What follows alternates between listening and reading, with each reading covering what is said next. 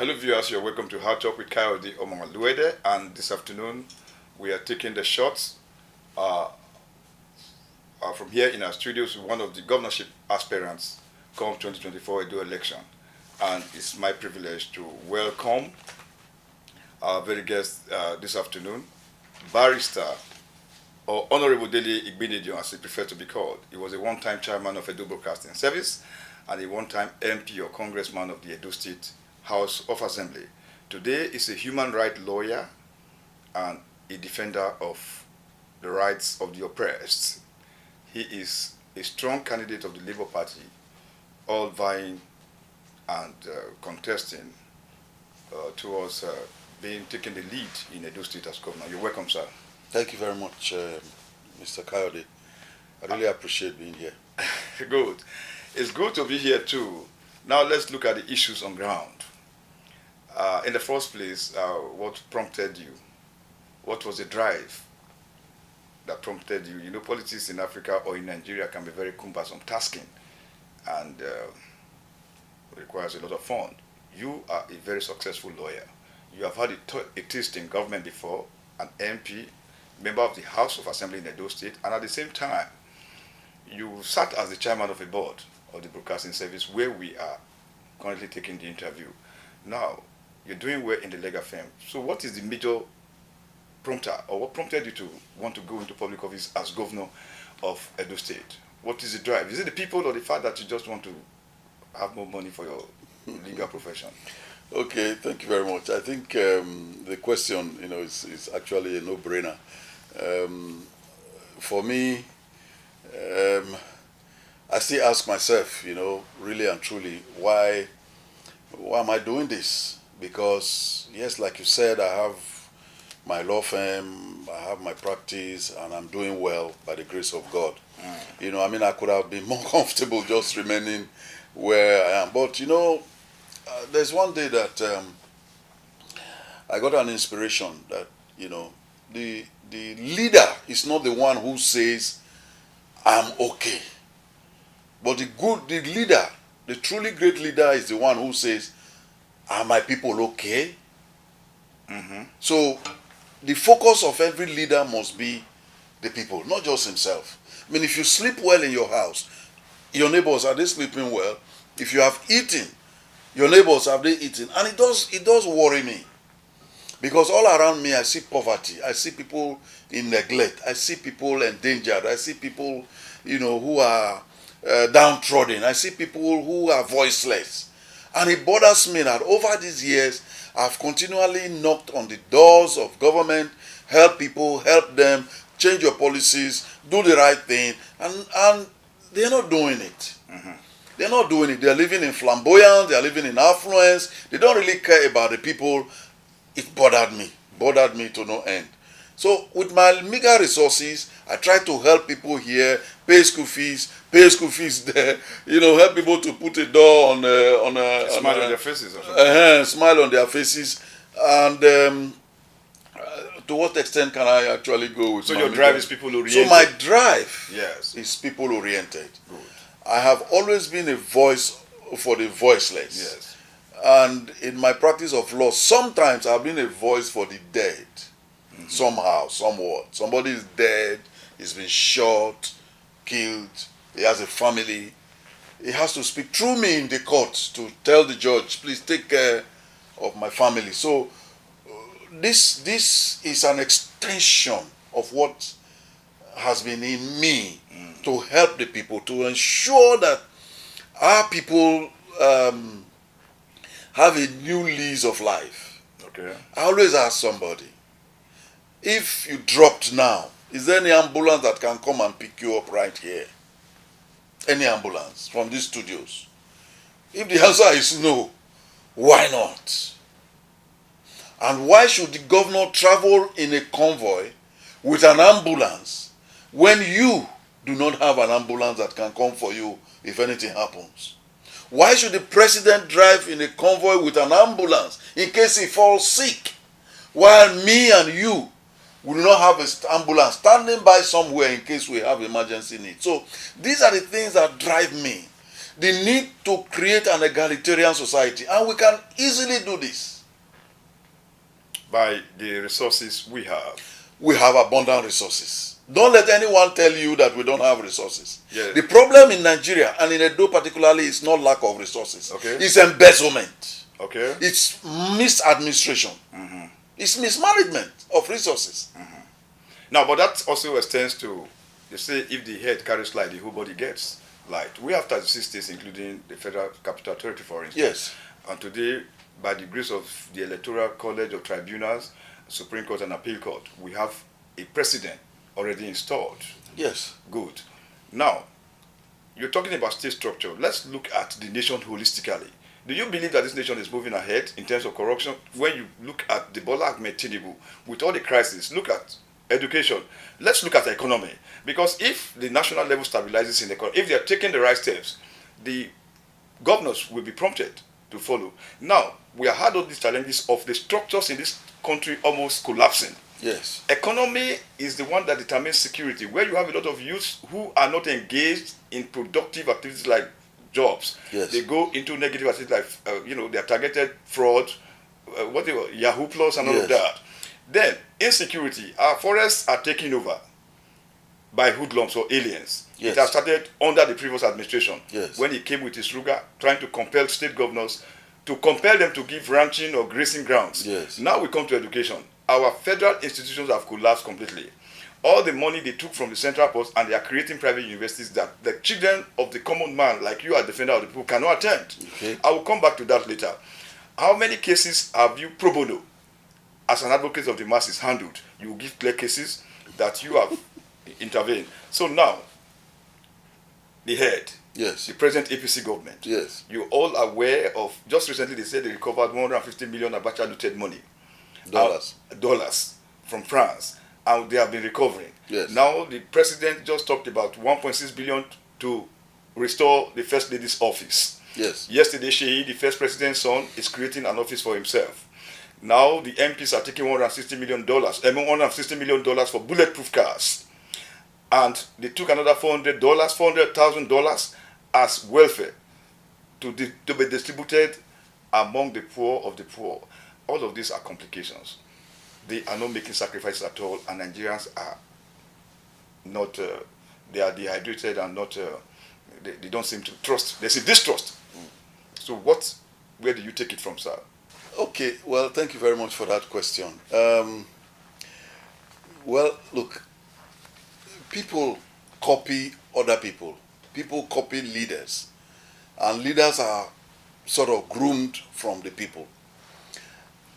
Over the years, we've had at the federal level and even at the states, and I say this with great respect, I don't mean to impugn anybody, we've had a coterie, an array of indescribably corrupt leaders. So you can be sure that, in life, nature gives birth, says, each kind gives birth after its own kind, each creature. So that has been the pattern. Where we can cut this pattern, interrupt this pattern, is by bringing a change, letting people see that government can actually be about the people. When we bring the change, which we hope to bring, when people see how it is being done differently, then you can have other states and even the federal government copying. So you live by example and not by mere precept. If we keep telling them now, which we have been saying, shun corruption, reduce waste, reduce inefficiency in public life, it's been talk. When we walk the walk and they see us walking the walk and they see that a governor can actually live in his own house that he lived in before he became a governor. What stops a governor driving the car he was driving before he became a governor? What stops a governor wearing the clothes he was wearing before he became a governor? What stops a governor having the friends he had before he became a governor? So when all of these things are seen, that governor can be actually simple, not this complex monstrosity that we construct, surrounded by, if he's moving, You have a myriad of convoys of different cars, all fueled at government expense. You have jamboree in government house, food being eaten at expense. You have, you want to commission, I was talking with somebody today, you want to commission a hall, an academy of offices. You invite the whole world to come. You invite the press to come. You invite people to cook. You invite, people from Abuja, put them in hotels, all at the expense of the state. Meanwhile, in our hospitals, there are no medicines. So these are the sort of things. First is leadership by example. And that is what I propose. That is what I offer Edo people. Leadership by example. I will remain the Dele Igbinedion they used to know. They know now. In my lifestyle, in my activities, and when others see that, because the problem is we don't see it as a possibility. What we see as a governor is once you become a governor, you are removed from the people. You are one, in fact they call you excellency. Excellency, you are not an excellent man. How can it be that a governor is an excellent man? How? What makes you excellent? When there's no food for your people to eat, you are excellent. There are no medicines in hospitals, you are excellent. Workers have not been paid, you are excellent. For example, in Edo State, judiciary workers went on strike for 7 months protesting for the independence of the judiciary years ago. Till date, they have not been paid. In other countries, they would have been given medals of honor. But here, many have died waiting for their money. Not just in Edo State, let's look at the case. At Jero, the labor man was beaten almost to coma last week. Yet the governor was owing close to 40 months of arrears of retirees and all of that. So what we're saying is that, there's a saying that somebody said, when you are too deprived, when you have passed, you see, the bane of the African man is poverty and myopicism. When you suffer too much or you are too deprived from some pleasures you're supposed to get when you are young, when you now come to public office, you want to make up by abusing and usurping power and wasting money. Okay, my own take on it is, yes, what is the thing that somebody at my age, for example, would want to amass now? What is the thing? Is it to ride it? You see, it's a matter of priorities. It's a matter of priorities. There are people for whom I don't know, maybe a governor can sleep in 3 bedrooms in one night, right? It's not possible. So what is the big deal about the whole thing? We must demystify this office and ensure that people who think it is far better to owe workers salary than to pay workers, we must find a way to remove them. That's why I am in Labour Party, because Labour Party is a worker-friendly party. Labour Party was carved out of the Nigerian Labour Congress, inspired by the Nigerian Labour Congress. So our own heart will be for workers. Our own heart, my heart, will be for the people, for Edo people, for Nigerian people, but those residents in Edo, because that will be our immediate area of jurisdiction. Catchment area.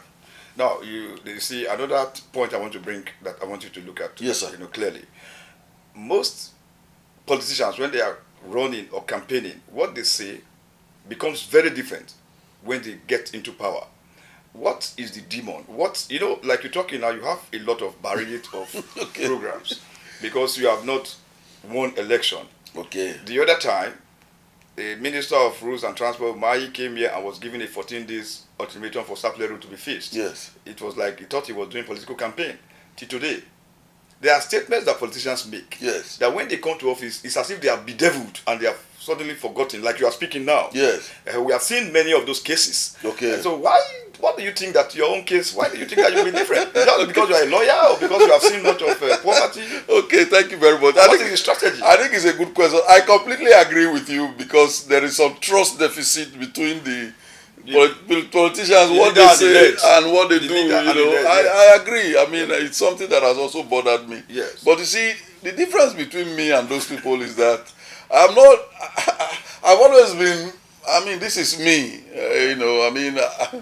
I was in EBS, for example. I was there in 3 months. Yes, as the chairman of the board. As the chairman of the board.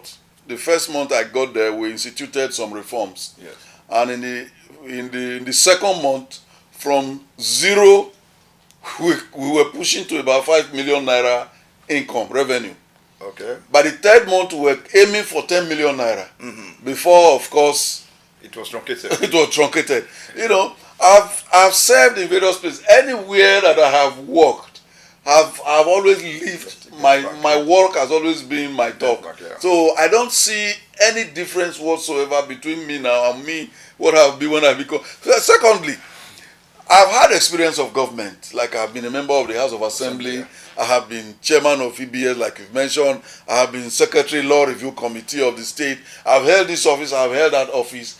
And I don't really see any big deal being a governor. It is just those people who have never tasted it that just think that once you are a governor, it just goes into their head and there's some demon.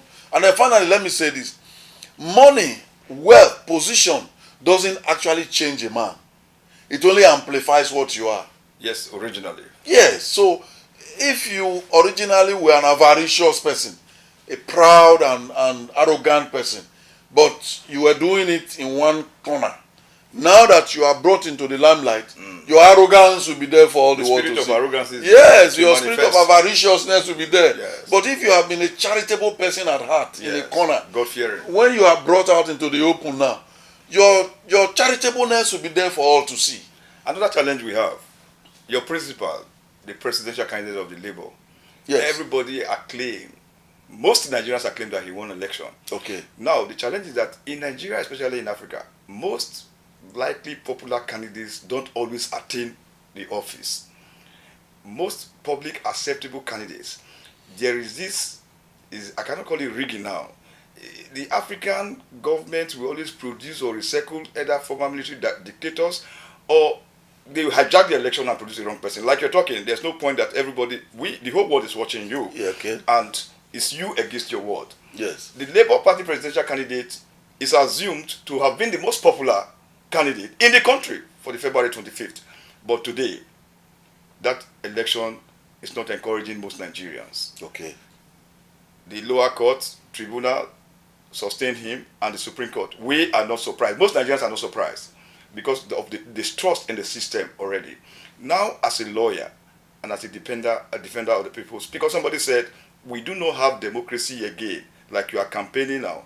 What we have is a government of the judiciary, for the judiciary, by the judiciary. So the onus now falls in your profession as the problem that we have in this country. Are you sure you are not going to be part of this problem?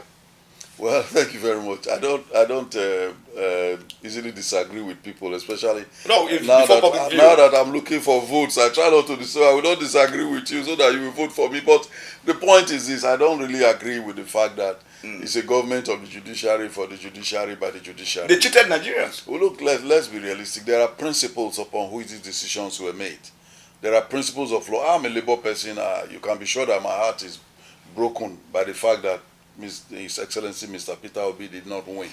But we also have to, face reality. He had 21 days to file his election petition, where he alleged electoral malpractices and rigging in several states. And he had 21 days to document, put all of this together. Yeah. And sometimes the law makes it a little bit impossible for that to be achievable. Okay. So it's not really a problem of the judiciary, quote and unquote. Yes, there are areas where it was alleged that there was rigging. So we now have to look at whether those riggings were proved. Now, question is, will it be different in my time? I expect it to be different because we'll hit the ground running. Once, by God's grace, Labour gives me the ticket. As we are planning for election, even right now there are a lot of strategies and plans that we are putting in place. We are conceiving. We know the areas where there will be rigging. We know areas where there's always fighting. They always use armed men to fight. So we know areas, all of that. We have a whole study of it. I've commissioned a team of experts who are looking at that. So we are taking steps. We're not just going to let the people's money. And don't forget, you are just going to deal with 18 local governments. Yes. Not how many states, not the nation. So not all the local governments are trouble areas. There are areas where they are calm. Relative calm. Relative calm. So there are areas where you have problem. So we'll deal with all of that. Let's come back to the prospects of the youths. Okay. Now, there is a slogan, they say it's youth o'clock. Now, because most of the youth today are thinking that the old folks, the grandpas, are sitting perpetually in power and they don't have anything good for the youth. We have a lot of, the youths are the strength of any nation. They are the leaders of tomorrow. But it seems that this factor, or this fact as it were, is being eroded completely because most of the youth were disenfranchised February 25th. Now they have garnered their energy towards Yahoo Plus and all of those kind of ritual in an attempt to make a living because they say water must find its level. If you become governor by the grace of God, the youths are the potency. We have a lot of the energy you use to do fraud and do Yahoo Plus. If they are properly galvanized and channeled, you are aware of the Alagodaru Progressive, Alagodaru Union, and all of those Edo empowerment and all of that. What will you do to avoid this wastage of governments upon governments neglecting the youths? Well, first of all, I mean, we need to be clear about one thing. Yes. Yahoo Plus is not known to law. What is known to law is fraud. Yes, I know. It's fraud. Yes, internet fraud. Yes. You know, it's a very serious crime. So that's number one. Number two, all those things they call Alagodaru and all that. If you would ask me, and those phony empowerment things, if you ask me, I think those things should be scrapped because I don't see how they are really helping our people. But they have raised some youths that are into tertiary and middle class manpower training and all of that. We have seen a lot of them, and these are statements of facts that can be verified. Well, now, as a governor to be, how will you handle this potency of our youths that is supposed to be harnessed and be used to make the state and the plight of the Nigerian economy get better? Well, look, the thing we should realize is that when government goes out to try to harness the potency of youth, you get it wrong. Because first, there's a tendency for you and the current government to be harnessing the potency of their supporters. But they are part of the system. No, yes, but look, when you skew it in one direction, then you've got it all wrong. Okay. What is the proper thing to do? I'll tell you. First, government creates the enabling environment for industries to thrive. Good.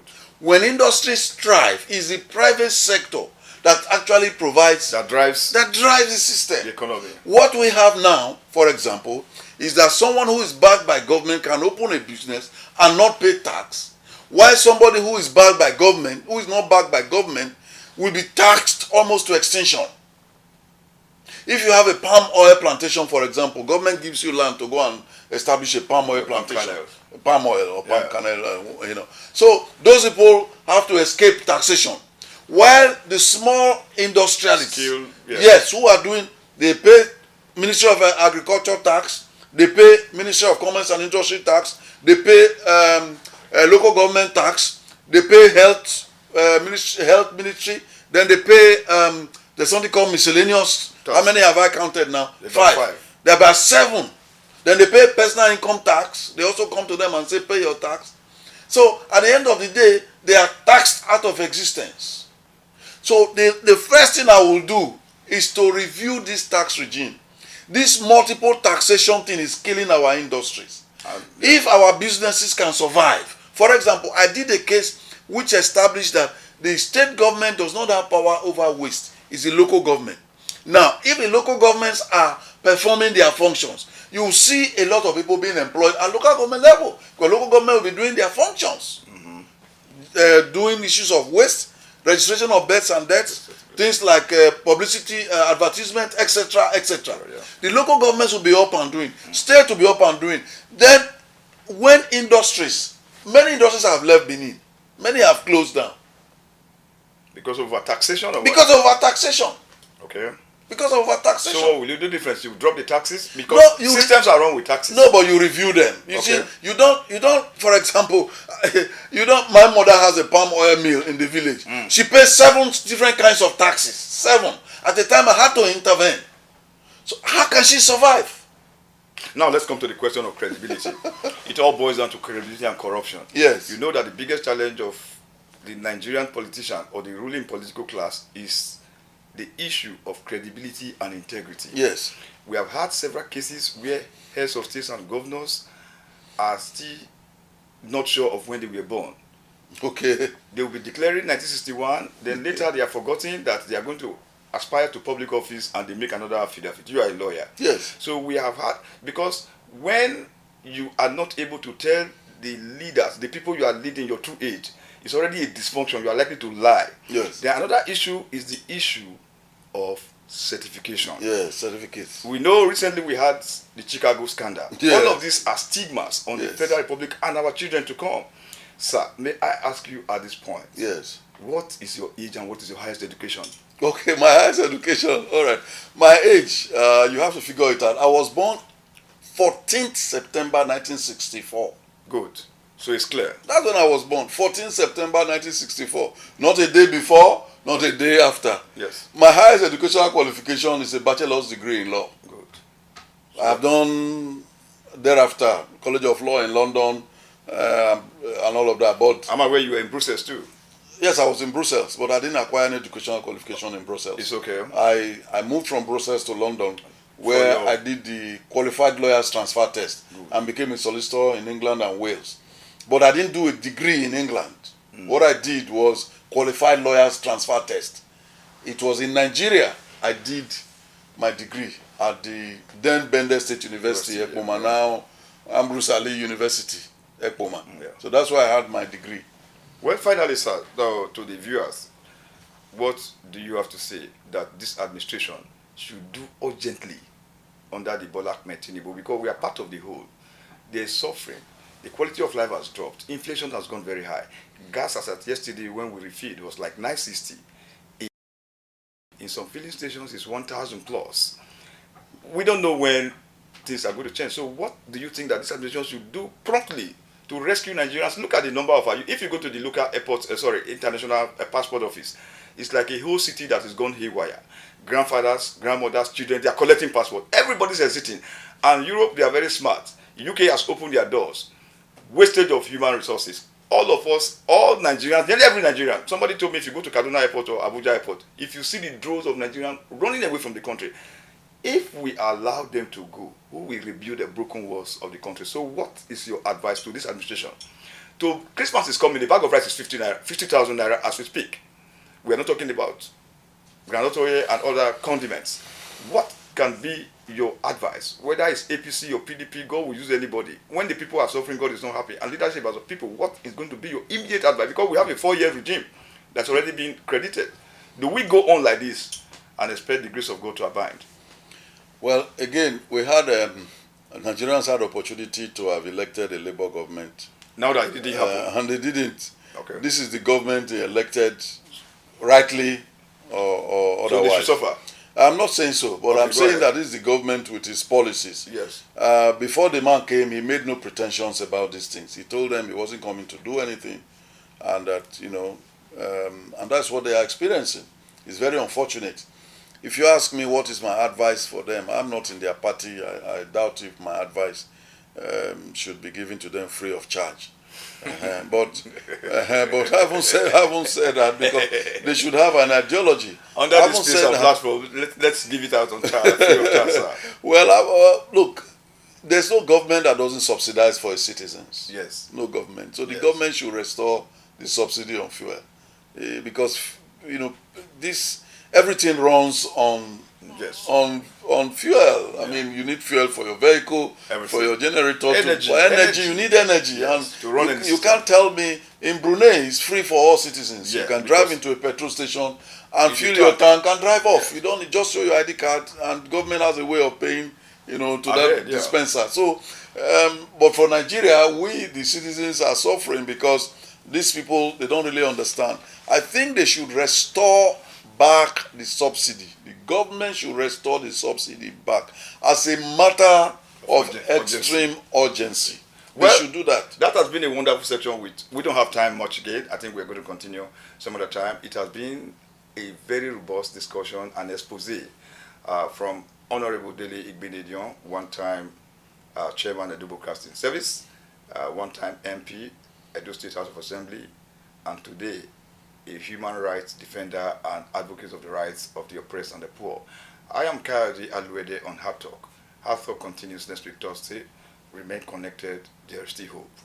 Ewele, my people, time don't reach you. Make we go take the change the government for Edo State. Edo 2024. Edo 2024. The gubernatorial race for our dear state. It don't hear. As it don't hear finish like this, my brother and sisters, my people, good people of the state. I want just let you know, say the man we now go nominate, we now give him a mandate, we now go support. Now him they call Barrister Dele Igbinedion for